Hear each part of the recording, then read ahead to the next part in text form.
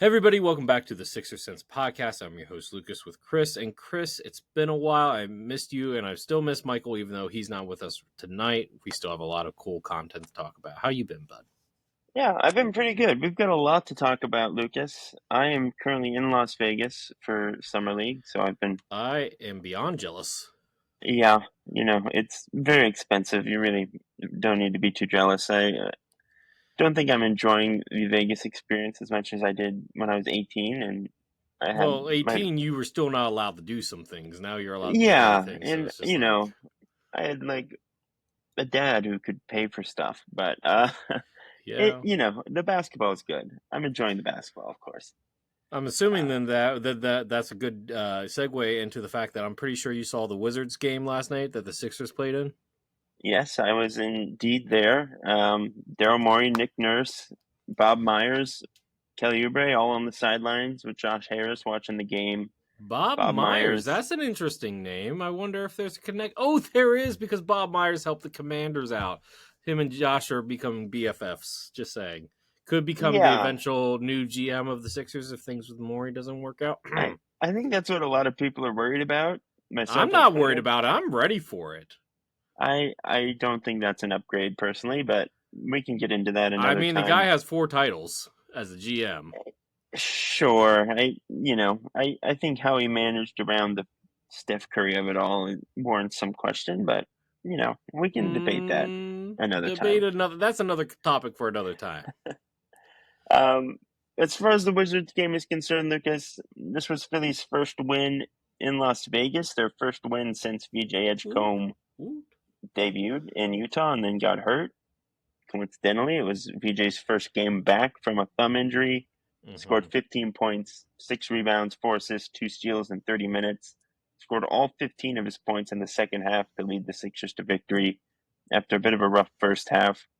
Any big takeaways from that performance for you, Lucas? I mean, I think once he got through some cold shooting there at the beginning, he looked Yeah. pretty spectacular again. Yeah, he was So clearly a little rusty, trying to get his bearing. And like the Wizards, look, the Wizards have some really interesting young players. We'll talk about AJ Johnson, obviously. He had 20 points. So, but like AJ Johnson is like a smaller Giannis, or I don't even know if that's the right comp. I don't know. He's a weird prospect, and I like him. But like, yeah, no, I mean, look, VJ, we're going to see ups and downs with him. He's a rookie, obviously.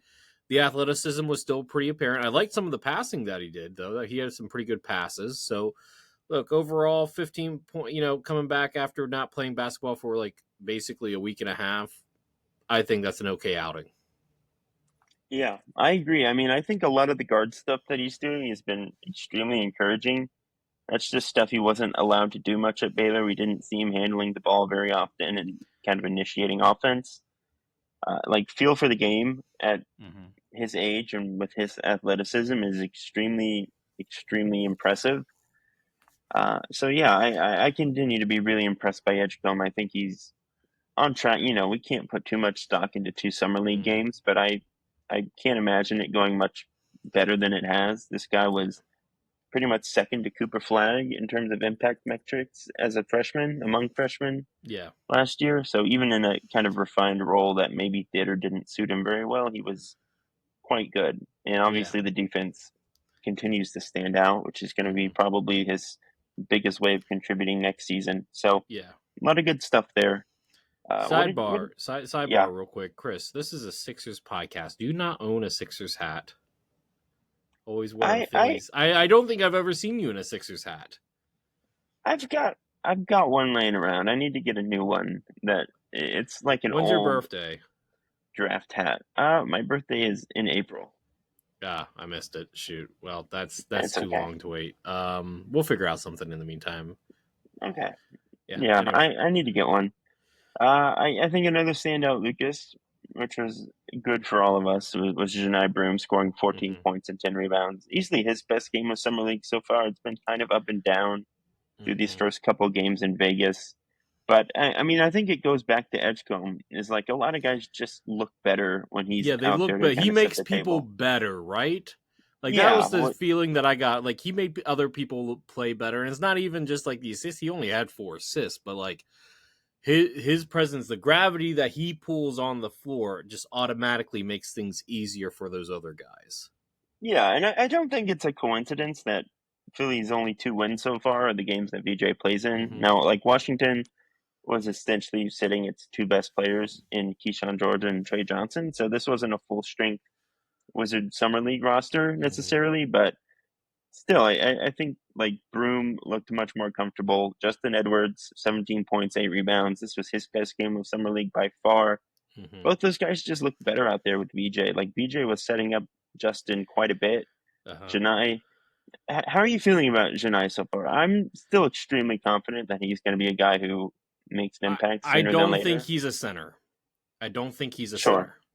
I just don't think he has the height to make up for the lack of athleticism at that position.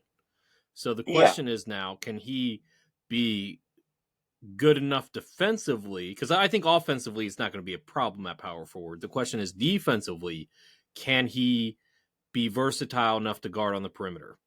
That's the real question, because I think offensively he's fine as a power forward. That's fine. Defensively, can he? Because I mean, look, if he's a power forward, he's one of the bigger power forwards in the NBA, right? Like 6'9", I like mean, yeah, 200 and some odd pounds. Like he's like half sure. these teams are still playing like essentially small forwards at power forward. So like Yeah. having him, and if he can play power forward, you have the potential for down the road. If he continues to develop it for Twin Towers type thing. Like he's a big body. I don't think he can play center full time. I don't know if he even matches up well against most backup centers. But like you can throw him down there in a small ball lineup, sure. But like I think I prefer him as a power forward. Yeah, I think that's a fair point. I don't think he's going to be the same rim protector he was at Auburn in the NBA. The athleticism concerns are definitely there. They've been there the whole time. So I tend to agree. I think the rebounding is like a Encouraging. significant advantage if you can play him next to Joel, just because that's been such a problem for us for so long. Mm-hmm. We've been talking all summer Yeah, about getting more rebounding out of that 4 spot. Trendon Watford, not really a rebounder. Brian Walker's on a 2-way deal, so we don't really know what we're going to get from him. If Broom can come in and give you like 20 minutes off the bench as a guy who just gets rebounds, makes really smart connective plays on offense, and hits a few threes, that's a that's a pretty win. big deal. Yeah, Yeah. especially if he's not getting blown off the floor defensively. So Mm-hmm. I'm banking on like the intelligence and the effort because Mm-hmm. he plays really hard and he's really smart and knows where to be. So Mm-hmm. I again am very encouraged. And I just want to say this: both Janai Broom and Justin Edwards, they're both guys that benefit, that look better when they play next to good players. They cannot raise the floor of teams, but their ceiling can get higher when you have good players that make things easier for those guys. Does that make sense? Yeah, no, I 100% agree. I think there is some concern about Justin not playing very well as a second year guy in Yeah, you're Vegas, supposed but to be dominating, and you're not, and that's a I, I concern. th- well, I think a lot of that is just that the roster around him is so awful. I think he would have looked better if VJ was playing the whole time. If you put him on the majority of other summer league teams with competent guard play and other good players that aren't like Judah Mintz and a Dimbona and Oh, then I just thought you were a big Judah Mintz G fan. League guys. Whoa, I whoa, am, but whoa! you need more than Judah Mintz. He's not really a natural point guard. And By the way, aside from side note, I want to note that one of my coworkers went to high school with Judah Mintz's father. He was telling me about it. nice, He played basketball with him. His dad was getting a lot of look in college, but he wasn't nearly as tall as Judah Mintz. So, just side note there too. You might want to make that a clip. okay, yeah, that's cool. Yeah, I mean, I like Judah. I don't I think he's a see a two-way path guy. I for him. think his ceiling is a two-way contract guy right now. Yeah, I don't think it's going to be in Philly at this rate, just because of how the roster looks. I But mean, he's had a year plus to prove himself as a two-way player, and Philly hasn't called on him for a reason, right? yeah, I think there are just too many guards in the lineup right now. I Mm-hmm. don't think they need his skill set. I think that's why. I mean, Hunter Salas is kind of taking up that spot right now, and it has Is more Hunter upside. Salas even better than Judah Mintz though? I don't know, but I don't feel like he he's on a is. two-way contract. I The defense is like he's much longer and a much better defender. I think that's why he probably got that contract, Mm-hmm. and that is maybe harder to showcase in summer league than it might be in an actual game.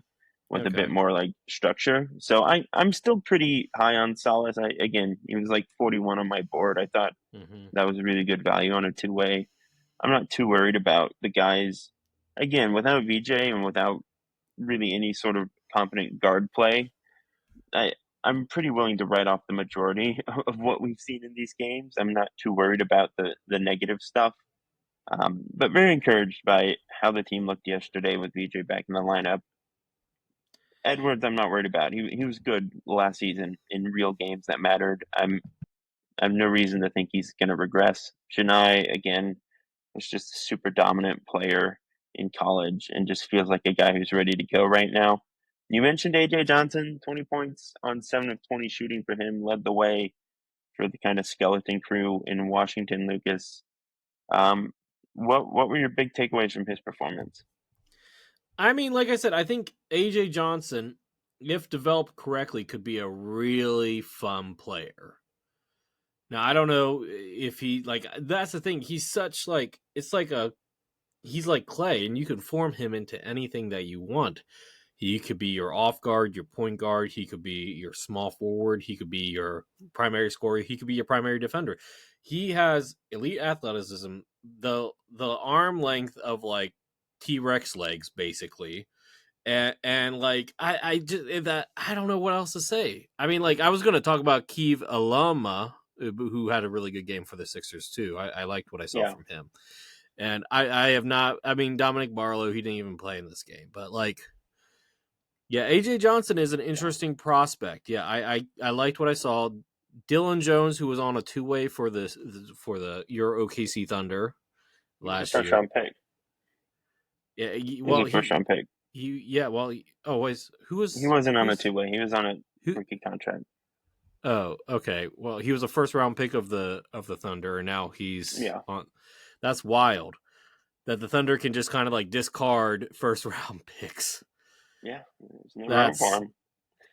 I mean, he didn't really show out all that, but I don't know. Like, I don't know. AJ Johnson. I mean, look, the Wizards, if they develop him correctly, might have budding, really fun player in the. I'm not gonna say all star in the making because I don't know yet, but he's fun and he should get minutes. Yeah. Well, yeah. I think that's where the problem is. Is he's like probably the on the back end as far as development. He just has a long way to go still. He was super young when the Bucks picked him. And Washington's roster is kind of getting Older, pretty loaded just yeah. as far as guys who deserve quote unquote minutes in a rebuild. Like after the Whitmore trade, you mentioned Dylan Jones now. You got Bub Carrington last year, Trey Johnson this year, Alex Keyshawn Sarr, George, yeah. who has just Will looked awesome. Riley, Yeah, Jamir Watkins, who was their second round pick, who's just I think probably going to be a better player than Johnson. Like you're kind of running out of space yeah, to play him, so I don't know if he'll get a lot of minutes next year, but he's kind of a fun long term guy to think about. yeah.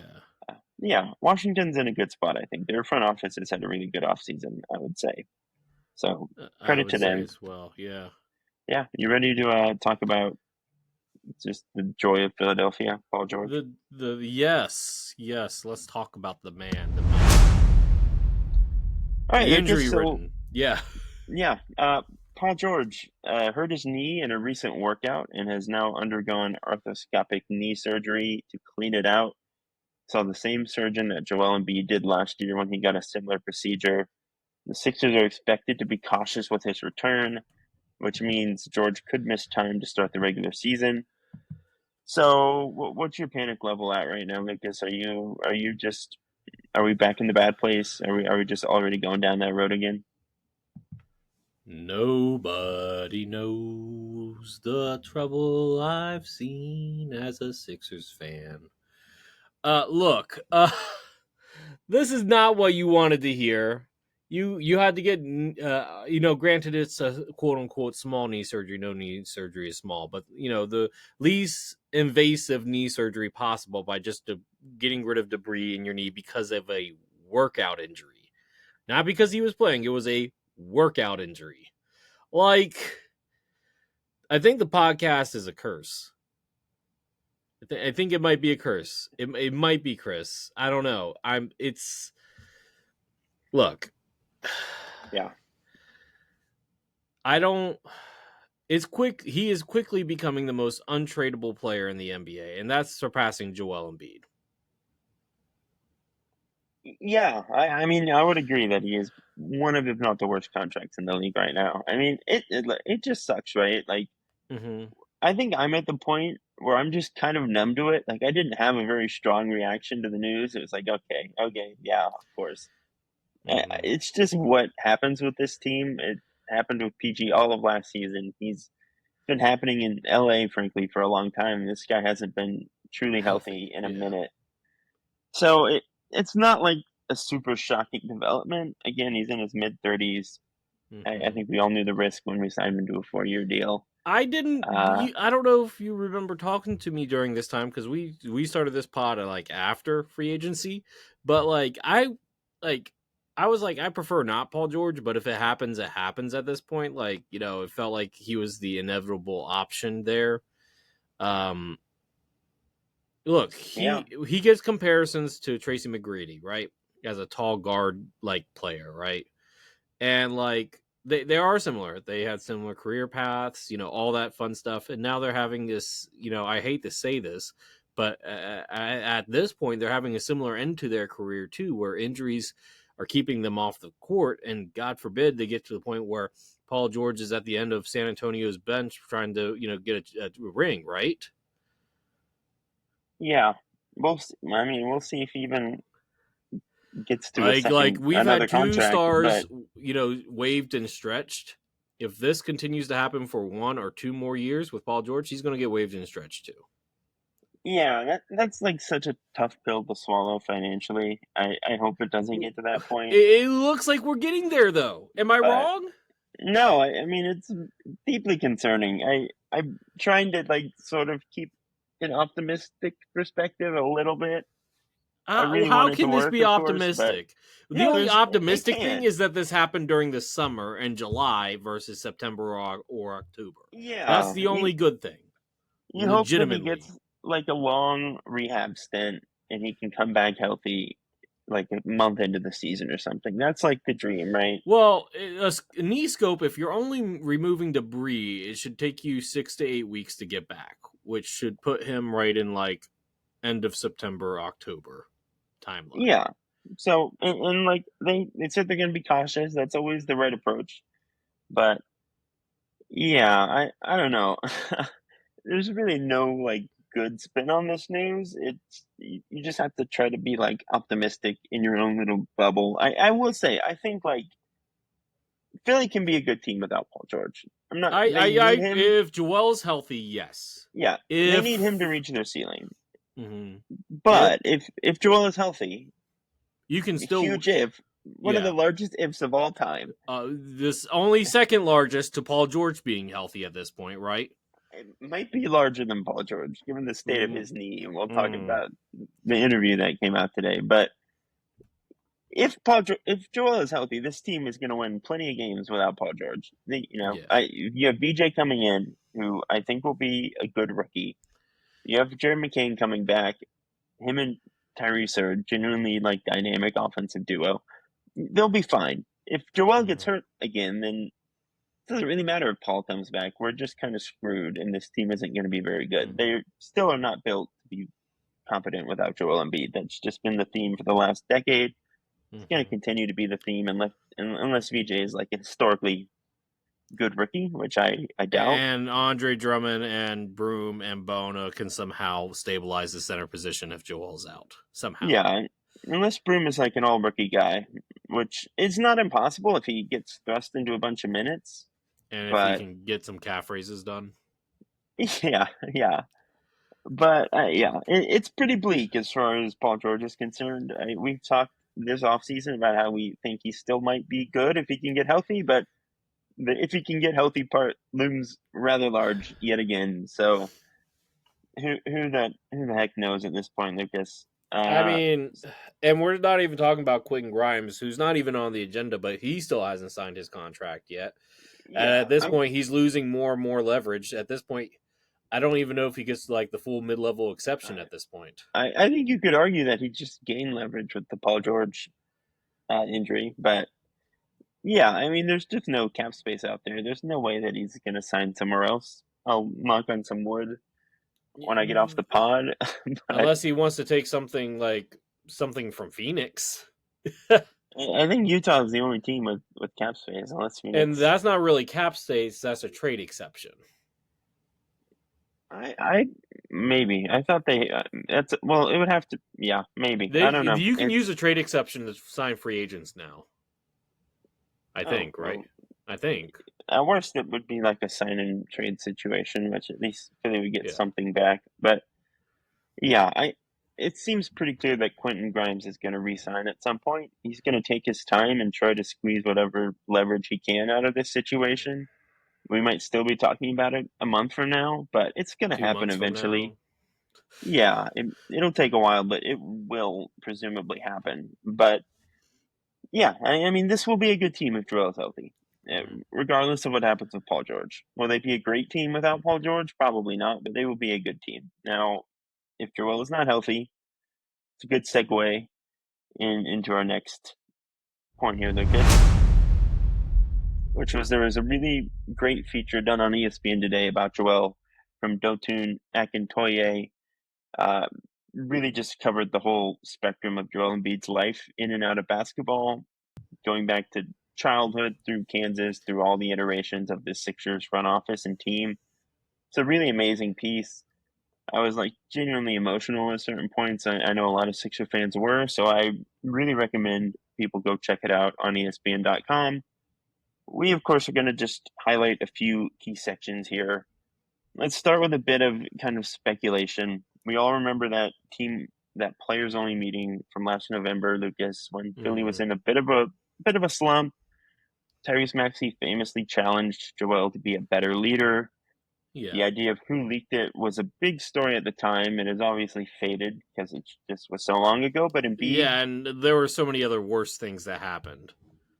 yeah, it was pretty easy to forget at a certain point. But Embiid said he knows, he claims to know who leaked it, and that basically he was like they may or may not be on the roster. Free agency. He was like free agency is here, so I don't know.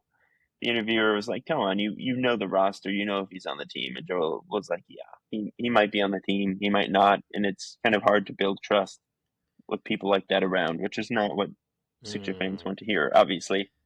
Uh, this, Yeah, sorry, go yeah, ahead. this is like pointless speculation and really like undersells the like beauty of that article. But if we're taking bets, who do we think was the leaker?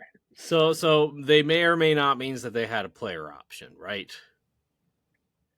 I mean, Or they were a free agent and re-signed, right? So yeah. so our main options here are Kelly Oubre, Eric Gordon, Andre Drummond, and Kyle Lowry, right? Am I missing Yeah, I anybody? mean, Like, so I'll so read the like out of quote. those guys, who's okay? So like the veterans like Eric Gordon, Kyle Lowry, probably not, right? Probably not. So here's what I'll read. I'll just read the direct Uh-huh. quote here.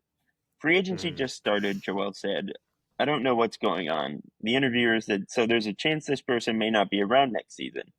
And Embiid said, no, there's a chance they're still around. So there's a lot of, it's a very broad statement. It doesn't necessarily mean that they were a free agent. It Okay, but let's could very just. well mean that maybe He they're said free traded. agency. Let's what? He Okay, didn't say I'm just free gonna agency, go is what out I'm of saying. that pool of four, right? Like I'm Okay. gonna get that's how I'm determining this. If you think about it, it's probably one of the younger guys that were like quote unquote free agents. I think it was either Kelly or Andre, and if I had to guess, I feel like this is a total Andre Drummond move. So why do you say that? When has Drummond ever been in a stable environment, right? So like I think out of like the toxicity because like Kelly's been in Golden State, right? That wasn't too bad, right? And like Kyle's obviously a high end veteran, Then you have, you know, I think Oh, what? Ooh, I forgot about Ricky Council. Ricky Council had a player a non guaranteed, didn't he? Or some type of option. Yeah, but like, what motivation is there for Ricky Council to leak that? You have What to think about motivation it. is there for Andre Drummond? Well, that's what I'm saying. Why would he do that? It seems like Well, him and why would Joel are good anybody do friends. this in a players only meeting though? That's the thing. Unless Yeah. unless you're saying it's like Tyrese Maxey, but I don't think Tyrese Maxey's going to put his own guy on blast like that. So that's the thing is Tyrese seems too good and pure. There is like the clutch angle, and this is like the kind of thing you would maybe expect clutch to be leaking out to make their client look good. You could kind of start to build that narrative in your head. I just don't think Tyrese is going out No, and doing that Tyrese himself. would have if Clutch wanted to do that. Tyrese would be like, "No, that's not my brand." Yeah, Tyrese is like really good friends with Joel and clearly has immense respect for him, Yeah, which was really the root of this story that people just kind of like glossed over yeah, because they hate Joel Embiid. Kyle Lowry was the one who called the meeting. I don't think it was him. That just doesn't seem yeah, like the Kyle Lowry thing to do. yeah, yeah. Drummond, if we're taking bets, would probably be high on the list just because of his reputation. I don't know if there's any real reason, but I just mean, because he's of become a who. much better vet. In his defense, he's become a much better vet recently Yeah, too. that's what I'm saying. Again, he and Joel seem to be good friends. I don't think there's any leverage in that for What him. about Eric Gordon? I feel like Gordon is also like just in the good vet kind of solid role player, good for Mm-hmm. the locker room. I don't think they Kelly? re-sign Eric Gordon if there's like severe Yeah, trust issues with him and Joel. Kelly So Oubre? I I I, again, Kelly, I just feel like is a good dude who is like really embraced being in Philly. So Ricky Council? my theory was that it was Paul George, just like You think for it was Paul podcast George? brain Okay. reasons. I don't know. I don't want to say I think it was Paul George, but if you're taking bets, I feel like you could kind of build the case in your head that it might be Paul George, No, just no, because no. he's There's a the most case. media. Yeah, as far as guys who are just in the media, as far as guys who need to like try to find ways to like bump up their reputation in the PR cycle, like Paul George is at the top of that list. Maybe it wasn't so much in November, but he was already getting hurt. Sixers are in a bad place. He just signed a 4-year contract. Like, Deflect the blame from him to yeah, Joel. you could see how that kind of thing might come out of PG's camp. PG's Okay. camp definitely has more media connections than Ricky Council's camp. So Or Andre Drummond. yeah, so that would be if I had to guess who it was, it'd be PG. And if it is PG, I mean, I don't want to say that. If it is PG, then there are some pretty deep concerns with this locker room and this team. But uh, yeah, it's just an interesting food for thought sort of situation, Lucas. Let's get to some of the quotes here. We'll mow through them as quickly as we need to. Uh, Joel was basically asked, like, what if you don't heal, you don't return to MVP form? What if this is sort of the end of your prime? He said, quote, "It's going to work out. I believe in myself, believe in God. It's all about doing the right things. It's going to pay off. So there's no question of if it doesn't work out." I would say if you read this full article and you are a Sixer fan like us, even if you're a like known Joel Embiid hater, it will be pretty difficult to come away from it thinking like not wanting Joel to be successful. Like Yeah. we know we don't know everything he's been through, obviously, but we know a lot of the crap he's gone through since he's Mm-hmm. gotten to Philadelphia. He's always And before growing up. fought through injuries, fought through personal tragedies. He's like been an extremely resilient and hardworking individual. So I think a lot of the narratives that get thrown around with regards to Joel are just deeply unfair and rooted in like liking Nikola Jokic more. Oftentimes is the Are case. you, But so yeah, I obviously you and me both hope it works out, right? yeah, We look, both. and we talked about a way to help preserve Joel long term, how he needs to change the way that he plays a little bit, limiting his minutes. And even if he's not as peak, you could still do those things. Like I think we both agree offensively, Joel's still going to be in his prime just because of that mid-range jump shot is so unstoppable, right? Is that fair to say? Yeah, So the real question is, can Joel get back defensively? And if he's like 80-90% what he was defensively, the Sixers are going to be okay. yeah, that's a top 5 player, and Yeah. if you get 60 games out of Joel and a single healthy postseason run, this team can win the East, Yeah, yeah, especially with and that's the you state know the East we is in right now. yeah. I mean, look, we still haven't done the episode of like I don't think did you guys do the episode? No, No. we're gonna Okay. get to it when Okay. everyone's around. Yeah, when everybody's around. But like, look, the East is wide open for a reason. Anybody can win the East, and if the Sixers get healthy at the right time and stay healthy at the right time, they can come out of the East. I mean, there was Yeah, like we go back. How many times was it just because of freak injuries that the Sixers did not come out of the East? 2 years like ago. every time almost. Yeah, Yeah, like like the James Harden's first year.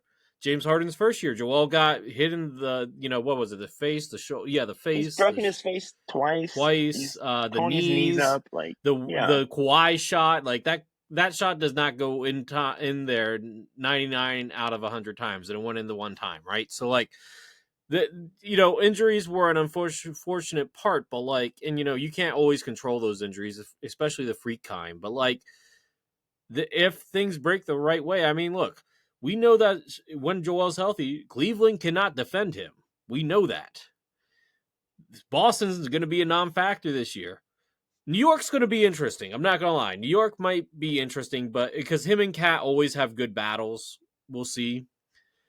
New head coach though, so we don't even know what New York's going to look like next year. That's like the one question there, right? Like they're still going to be good, but yeah. like how are Well, they going to look defensively, right? my take is that Mike Brown is a much better coach. I I think they think will he's do a much better. better coach for that team. Yes. Yeah, Yeah. So I and for then all the like you have defensive stuff. Orlando. Orlando's big Yeah, men cannot guard Joel. yeah, Atlanta might be interesting because they have Porzingis, who is a big body to throw at Joel, and Okongwu's not a joke either. I mean, if Porzingis is healthy, yeah. you got Joel has struggled with the Porzingis matchup before, just because yeah, of it takes him out of the paint on defense. yeah. So So like, that might so be a the, thing. yeah, And so we've like, struggled with Trae Young before, unfortunately. yes, let's not bring that up. I don't. Oh gosh, the like low key, and I know this is off topic, but like the Hawks are actually really interesting contenders. And who knows? Maybe Charlotte puts it together this year and are a playoff team or a play-in team, right? Yeah, we'll see. The East is truly bad, so you can't count it out. Yeah, you can't count it out. I mean, the only team that you can count out in the East for sure is the Nets. Yeah, the Wizards too, for the Well, most part. I'm not going to count out the Wizards, but that's for another episode. Yeah, I don't think CJ McCollum is leading any playoff runs, but you never Who know. says it's CJ? But okay, Well, who else is it going to be? we'll talk Sar? about it later. We'll talk about it later. I don't know if Sar can lead them in the summer league yet, but We'll talk about it later, dude. Chill. oh, We got it. okay. We got a Apparently we whole will. episode dedicated to that. Okay, it's coming. Okay, that's fair. All right. Okay. Next quote is about James Harden. Joel said, quote, "No one knows this, but even James is not talking to me. That's the part I don't like about being, quote, that guy, because it puts you in the middle of those situations. Because if you ask James, he probably believes I had something to do with him not being here. And I'm just like, I won the scoring title. You won the assist title. We had a pick and roll that was unstoppable. It's clear I that don't think Joel it's still has a lot of Joel love. that I don't think Joel's the reason why James Harden is not talking to him. James Harden is beyond petty. We know this, right? We know that James Harden is beyond petty. Daryl Morey messed Well, with I his think money. James still talks to, like, Russ. You know what I mean? I think he would still talk to Joel, and like that was a genuine friendship that developed. Yeah. I could see James thinking that Joel had a part to play in him not resigning. No, Clearly that's no, not the it was case. all Morey. I think like we wanted Obviously, James. Like I think in an ideal world, like I think Morey was lowballing him, and like fair enough, fine. You're a GM. You think what you got to do there, or you want to try to open up money long term, right? So like I get the idea there. And like I think after the playoff performance, James Harden was worth it. I would have offered him around 30 million, right? I think that's like a fair price for James Harden. He got 35 with the Clippers, right? So like $5 million difference yet again for James Harden. Yet again, James Harden, $5 million difference, right? Not the first time we heard it, not the last time, right? So like, and I think James really wanted to go back. Like, I know he said, "Oh, I want to finish my career in Philly." Maybe you did, but like, going back home to LA is definitely a pro when that opportunity arises. Yeah, I think James wanted to stay. He would have signed the max, obviously. But we're It would not have happened. offering a guy who's like 34 and doesn't show up in the playoffs the max. We offered Paul George the max. So Paul George had shown up in the playoffs early in his career. I think saying James has never showed up in the playoffs is not the case. He Not showed up showed up in several clutch times games. in Rephrase. He Philly. has not showed up in game sevens. I mean, look, man, Houston would be a multi-time champion if Golden State did not exist. So If he's had some rough shooting nights. That's just part of the he had 9 thing. points in the game 7 against Boston, dude. He I always has understand. these rough shooting nights in game sevens. I understand, but there is value in getting to that point, and I think it would be like it's fairly obvious that James has been a much better player than Paul George over the past couple I of mean, years. that's fair. That's He's fair. But James has been durable, just being available in a way that maybe we that's didn't fair. expect, but like he's been really available since getting to LA. Paul Mhm. George obviously has not been available in Philly so far. Like it's tough, and that was a really good team. Yeah.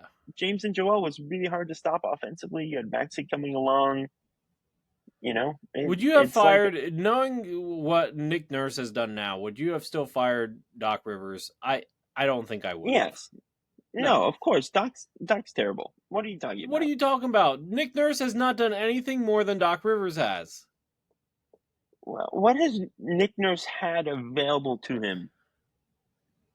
Like last year was a wash. There was nothing he could have done last year to make this team good. We all had our like doubts, and if they had fired him, I would have been fine with it. But like that was not a team that was able to compete for obvious reasons. The year before was a gap year without another star next to Joel and Maxey. They still dealt with injury stuff. Like what has Nick Nurse actually had to work with to prove that he's quote unquote better than Doc, who has like run the Bucks into the ground and hasn't won anything in Was 20 was years. has Like, Doc run the Bucks into the ground, or has the front office? Because ever since John Horse has taken over, they've just been selling all their assets. So I'm not going to blame well, that on Doc. sure. I mean, Did look, Doc the trade for Pacers Kyle had Kuzma? I don't think so. Pacers had several amazing comebacks during that postseason run, but like that that like The Pacers did that to Doc everybody. We can't blame that they one on did, but Doc. we can. Milwaukee's execution last year was not what I would expect from a team with Giannis. But yeah, like Doc is not a good coach. If you want to say Nick is also not a good coach, fine by me. I would Sam not, Cassell. you know, Sam Cassell. it's complicated, but I I don't think Okay, Doc we're is getting the off answer. topic here. Yeah, Oh, I but don't yeah, want to no, talk the about that James one. Harden of it all. It is sad to hear that they're not talking. Yeah, pick up the phone, Joel, James. if you look at it from Joel's perspective, the fan base hates you. Your knees getting worse. You can't play up to your potential. The franchise is shifting from you to Maxi, and you can't do anything about it because you're injured. And the media thinks that, one, you're violent because you went after a guy who talked about your brother.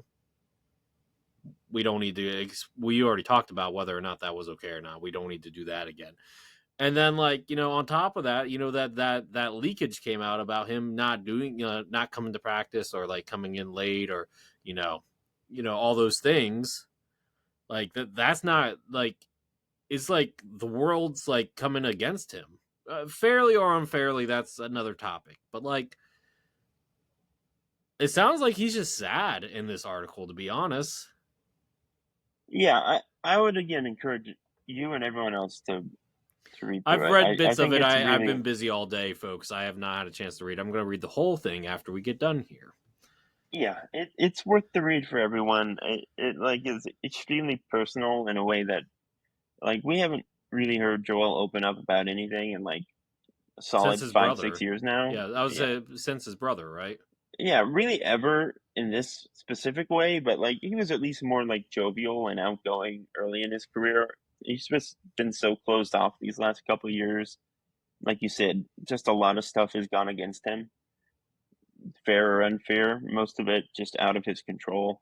So Mm-hmm. it really is an amazing piece, and if you read it, you will probably come away feeling pretty bad for the Does guy. does this sound like I said? I didn't get to read the whole thing, but does this article, in your opinion, sound like a guy who's going to finish his career in Philadelphia or not? I think so. I mean, I can't see it going any other way at this point, but He's I one guess of we like never know. 5 players to have 10+ years with one franchise too. Just want to point that out. Yeah, yeah. I mean, yeah. He's just expressed how much he loves Philly at every turn, despite how Philly has treated him at times. So Mm-hmm. I would imagine that he does finish his career, but we'll see. You never know. Mm-hmm. We've said that about plenty of guys, and it doesn't turn out to be true. So Mm-hmm. last Let's quote I look at want to the read last here. one here because yeah, this is the most interesting to me. Yeah, this was Batum in the playoffs in 2023. He's like, quote, I was sitting next to him in the locker room. I saw his knee before every game, after every game. I saw his knee. I have no idea how he could even walk. There's another anecdote from one of the personal trainers who was talking about basically the night before he scored 50 on the Knicks.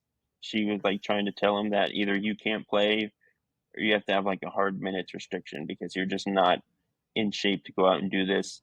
Then he showed up the next day without answering that text and scored 50 points. So obviously, Joel, again, it's clear to anyone who actually watches the Sixers and follows him that he has been fighting through quite a lot and that he's not this like lazy guy who just wants to sit out games, which has always been a stupid narrative. But yeah, this does not ease concerns, obviously, about the state of Joel's knee because that was a couple years ago, and he has now gone through multiple surgeries on top of that. Still hasn't been cleared for basketball activities as we record this podcast in mid-July. So yeah, what is your reaction to that comment from It's Batum, not Lucas? surprising, and it makes we want to clarify that he played with Nick Batum 2 seasons ago. So Yeah, this is so prior to the Olympics and all that. This is prior to this was part of the James Harden. Nick Batum was part of the James Harden acquisition. So and that was the year that he won MVP. If I no, it's the year that he almost won MVP a second time before he went down with that horrendous injury. So you know, Joel, how do I say this?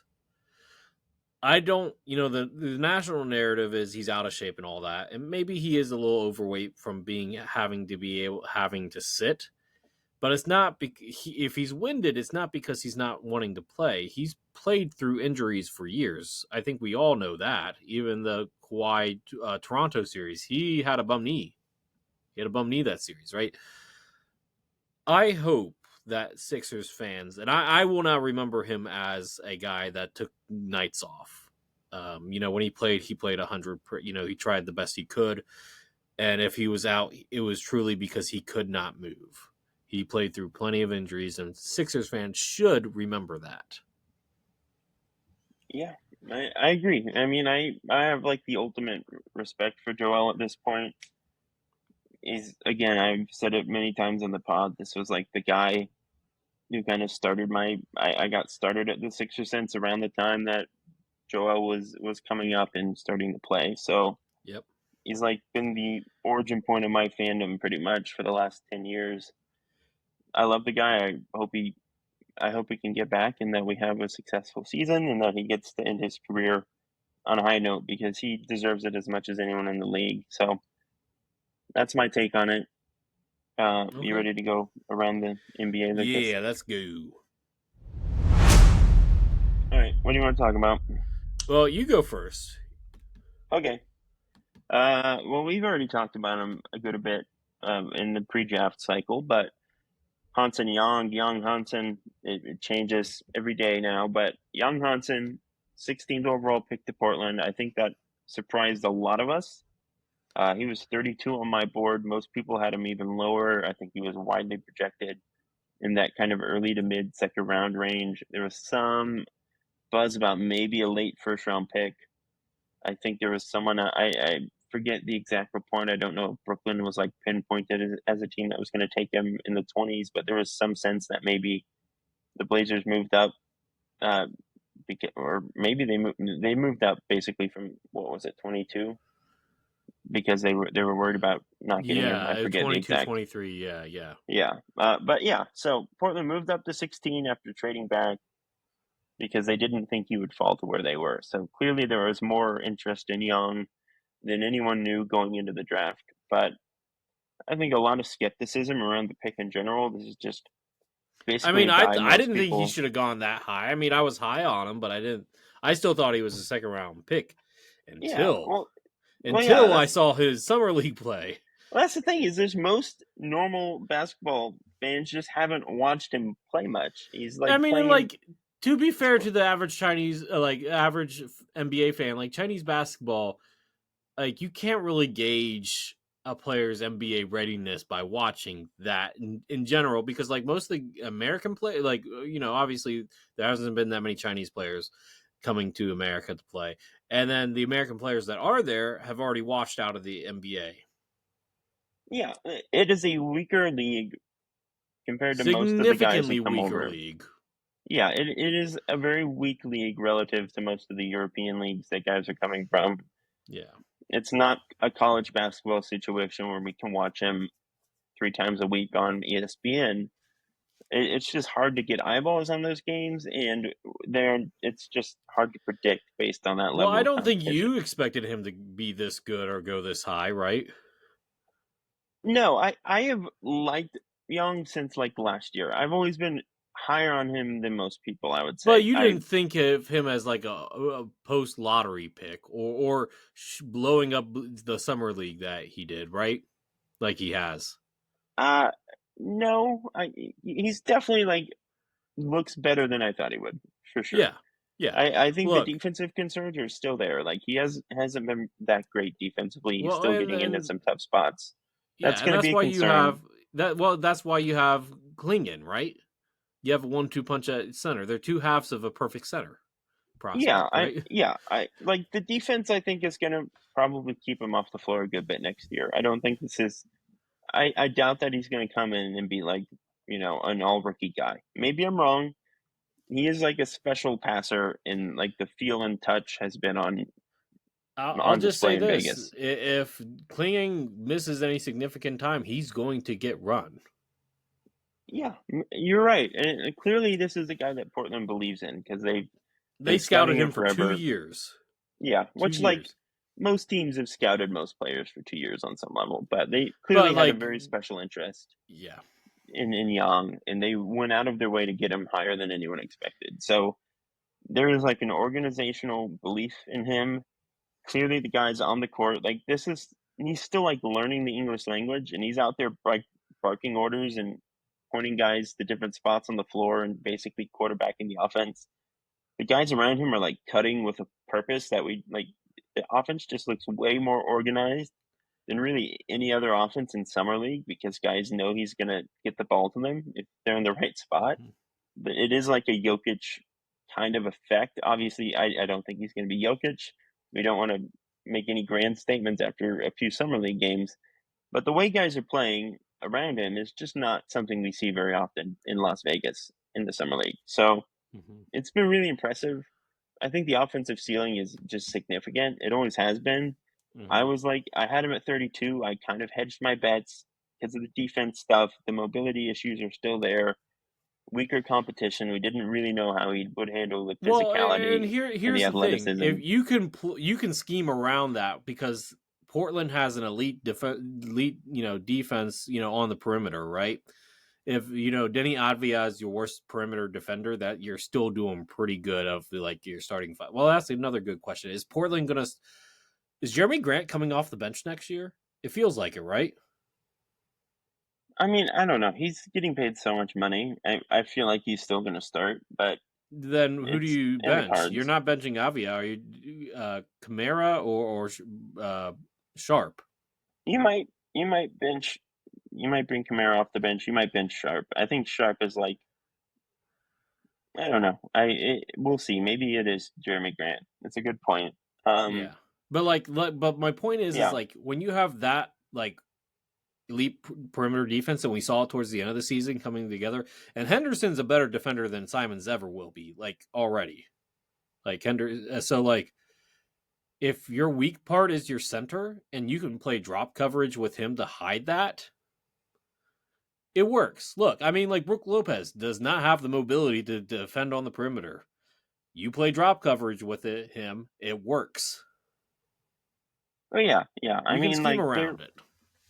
they're gonna run the same defensive scheme between him and Klingen. Klingen is just gonna run it much better. But I mean, Yeah. Young has always been a good shot blocker. It's not like he has no defensive awareness or skill. It's Yeah. just how well can he move and how well can he kind of handle the speed of how the NBA game is gonna run compared to what he was Well, facing I in mean, it China. took But Jokic a year or two before he became really grounded. I mean, I think his rookie year he didn't yeah, even start, did he? So no, yeah. I mean, like they're yeah, gonna be patient with him. I think it's the right approach. I'm still a little skeptical of the like Klingon is I think going to be pretty darn good, and you're just he's a not good going to play those defensive guys center. I just together. don't see offensively him averaging more than 10 points at any point in his career. Yeah, but like you don't really need your center to do that. Like 10 points, 10 rebounds, 3 blocks on good Well, efficiency that's is that's gonna. my question. Like, It's a good this might player. become a Jokic and Nurkic situation if they both end up being really good. Which I mean is a good situation to be in. I mean, Yeah, it could be. There's a good chance one of them has to get traded traded at down some the point. line. Yeah, If Young is who they hope he is. yeah. Yeah, it'll be super interesting to see just how much he plays as a rookie. But I mean, he's a super fun player. He's like won over everyone already with a few games And in Portland Vegas. has a G So League team now, right? They finally got a G League team, so I think, right? Or they're I getting think ready so. to. Yeah, so he can Yeah, play down there if he's not getting a lot of minutes. yeah. I'm pretty confident in Young. I forget if it was you or it was. I think it was someone at Fansided, but I was like, he was 32 on my board, but top 10 in my heart. Like Mm-hmm. I was really high on him. It's the reason we talked about him so much pre-draft is I kept Mm-hmm. bringing him up to you. Mm-hmm. I like him a lot, and I really hope he is successful. He's already eased a lot of my concerns. So I do like the passing and just the vision and the way that he reads the floor is super rare for a guy I that get. size. Mm-hmm. Only 20 still. Like there's some real stuff there and some real Yeah, potential. So yeah. All we'll right. What see. did you want to talk about? I got two things here. Expansion. Adam Silver says that the NBA hasn't made any firm decisions, but is seriously looking at it now.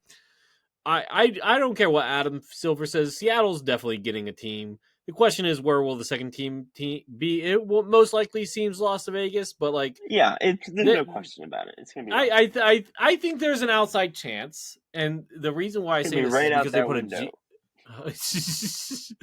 outside chance that maybe Mexico City gets one because they have a G League team there already, and economically, it makes a lot of sense for the NBA to explore another international market. But Yeah, but Las politically, it might Vegas not is be feasible at this time. The sure. And politics, like yeah, Las Vegas is also like the hub of capitalism in the U.S. So yes, there's a reason the Raiders are here, yeah. and the reason And I the guess the A's are bigger going to be here question is, eventually. and let's just say it is Las Vegas. The bigger question is, which West team will come east? Is it Memphis? Is it Minnesota or New Orleans? I think Memphis and New Orleans make the most sense, right? I mean, You Minnesota's can kind of go, like by themselves. If like uh, compared to the rest of the Northwest Division, they're basically by themselves. But if they go to the East, they have Milwaukee, Chicago, Indiana, like all those teams, Cleveland, are within a relatively close area. Memphis makes yeah. the most sense to me because they're literally like right next to Virginia, where I live. Memphis, So yeah, Memphis is in the southeast. They're a given. yeah, Like, like they would make the Southeast. They would make the most sense to me. Honestly, I don't think New Orleans should be rewarded coming to the East. Like you want to reward. Honestly, I think if you move a team, you want to move the team that well, has the best record at the time. I mean, you're like thinking longer term than who's been the best run organization for the past 5 years. Like things are going to change. Some point in history, New Orleans will be a better run franchise than Minnesota But in 20 has it years. been just 5 years? Let's talk. Let's just brainstorm this. New Orleans in the what was it? The 70s lost their franchise to Utah because it used to be the New Orleans Jazz. what they didn't have a team until Charlotte moved. The Hornets moved from Charlotte to uh the Pelicans. Then they drafted Chris Paul. Good job. He won it out. Bam, gone. You got lucky and drafted Anthony Davis. Good job. He won it out. You got lucky again. You drafted Zion Williamson. Hasn't been healthy. And you gave up the Hornets because nobody wanted the Hornets in New Orleans, and the back in what was it 2012, the Bobcats, joke of a franchise, got the name back and gave themselves at least a tiny bit of prestige. No. New Orleans is historically one of the worst NBA cities historically. Sure, but it could change, is what I'm saying. It will change eventually. One day, in 10 years. I honestly think it might be the Timberwolves because Alex Rodriguez just bought the team, and I could see that playing a factor. That could be a factor, but who knows? The other thing that we need to talk about is the breaking news that happened today. Phoenix finally got out of the Bradley Beal contract, and now he's going to go play with the Clippers because, why not? They're loading a team full of veterans because when the Lakers did that in 2020, what was it, 2021? That worked out so well, right? You had a team full of old guys, so they've been doing this for a while. It's not like a new thing that they're old. But I think he would have made so much more sense in either Denver or Milwaukee. But clearly Milwaukee's he wanted to also start. An older team. They were too old last year, too unathletic. The same issues are there in Milwaukee. They're just a worse team. Yeah, Denver. He's not going to start. He wanted to start. You're not going to start in Denver. Is what it is. Milwaukee, it doesn't make sense for him to start in the Lakers. Not with the Lakers, the Clippers. It makes sense to start Chris Dunn because you need a defensive guy next to James Harden. He's just replacing Norman Powell, and he might still be better than Norman Powell. So I mean, it's maybe that's an if at this point, right? Yeah, but for $5 million a year, I think Beal is good value. I still think he has something to offer. He's gonna look good next to James and Kawhi when they're all healthy. Hang on, let's just look how old this Clippers team is. I wanna see this because they got a new arena, the newest arena in the NBA, but the oldest roster it feels like now. And I'm not even joking. Let's go through the roster here, okay? You have, hang on, it's loading. Give me a second here. Okay, Patrick Baldwin Jr. Okay, he's 22. Cool. Nicholas Batum, 36. Cam Christie, 19. Okay, cool. Amir Coffey feels like a young player, but guess how old he is? He's 28. 20, yeah. Yeah, he's 28. Doesn't feel like he's barely played, but he's 28 already, right? So he's there. John Collins, 27, still in his prime. I actually like that move for them. I like John Collins. Makes a lot of sense.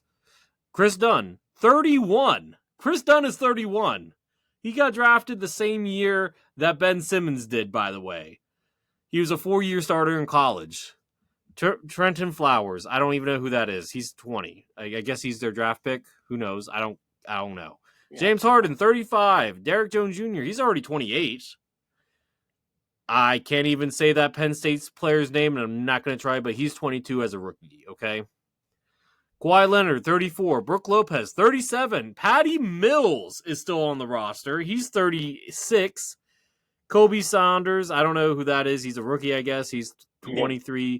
Ben Simmons, a free agent, but still officially on the roster. He's 28. And Ivica Zubac, 28. They have the oldest core in the NBA. Yeah, they're old. They're going to get hurt at some point. They'll probably be a second-round team at best. It just is what it is. If they're healthy magically in the playoffs, they could go all the way. They're in the same position they've been for the last few years. You're essentially swapping Norm Powell for John Collins and Bradley Beal. Which is actually a really good trade-off. That's a great trade-off. I think they're a better team right now on paper if they can stay healthy. So I think and I like Brook Lopez being a backup finally. Me too. They've had a good offseason. They've had a good offseason, but when it matters most, James Harden shrinks, we know that. when it matters most in Game 7, and then Kawhi Leonard pulled a James Harden this past Well, Game 7. they got Bradley Beal now. Bradley Beal barely. When was last time Bradley Beal did anything in the playoffs? Was when we beat them again when Ben Simmons was still on the Sixers and we beat them in the first round. Well, look, I'm just. I'm just saying. You can always start. You know what I mean? Like, we don't know that he's going to flame out in Game 7 because he hasn't been in that situation yet. So there's just boundless optimism. You never know. It's a mystery box. I think it's a good move. I think the Clippers will be a good team. I mean, it's fine. It's a fine move, but it's not going to change their destiny. I don't think Bradley Beal changes their destiny. Yeah, that's fair. I agree that they're not they're on the not OKC a top Houston level now because if I'm just doing the top 4 teams in the West, I still have OKC, Houston, Denver, and who am I missing here? Minnesota. There's somebody else. Minnesota, yeah, they're still the top 4. I even though Minnesota lost Nickeil Alexander-Walker, I think Terrence Shannon is going to take a big jump this year. I think so. I think that's fair. I think Minnesota, LA, and Dallas, if they can get healthy, are probably going to make up that next tier. That 4 through 6? I think that is probably where we're at. Which LA? The Clippers. The Lakers, too, I guess. We'll see what happens with them. They're going to be fine in the regular season. They just need the... I don't know if that roster's doing anything in the playoffs, but you never know. They're going to trade... Really I suspect... So, hot take here. I think they need to trade Austin Reeves.